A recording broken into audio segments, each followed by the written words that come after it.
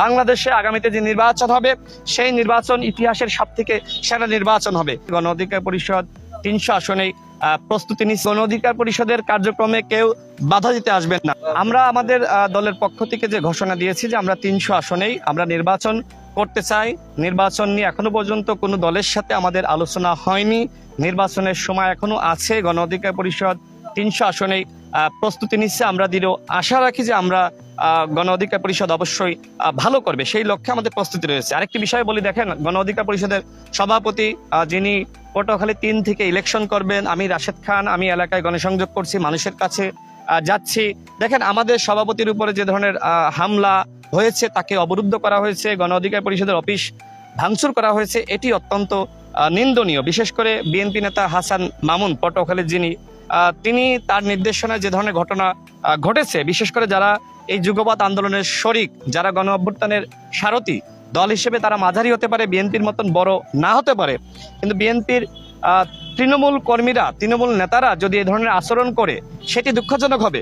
এই যে গণ অভ্যুত্থানে গণ অধিকার পরিষদের ভূমিকা নিয়ে আপনার কোনো প্রশ্ন আছে? বিএনপির কোনো প্রশ্ন আছে?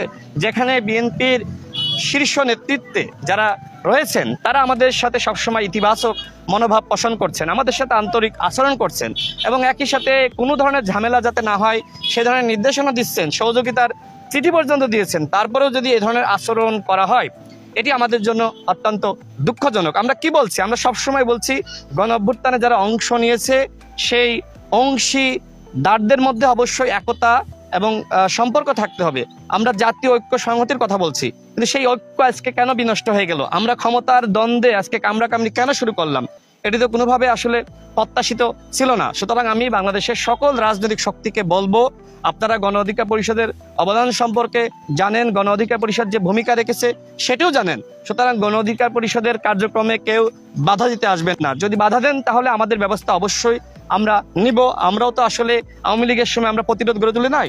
সুতরাং কেউ যদি আমাদের উপর বাধা দেয়, হামলা মামলা করে, সেটা আমাদের মতন করে আমরা অবশ্যই মোকাবেলা করব। বাংলাদেশে আগামীতে যে নির্বাচন হবে সেই নির্বাচন ইতিহাসের সবথেকে সেরা নির্বাচন হবে।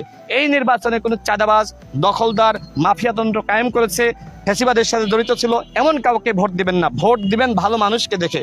ভালো মানুষরা যদি এমপি মন্ত্রী না হতে পারে তাহলে এই যে গণ অভ্যুত্থান, সেই গণ অভ্যুত্থান ব্যর্থ হবে। সুতরাং আপনাদের সামনে সুযোগ এসেছে, 2 কেজি মাংস আর 10 কেজি চালের বিনিময়ে, ভোটের আগে 500 টাকার বিনিময়ে আপনার বিবেককে বিক্রি করবেন না।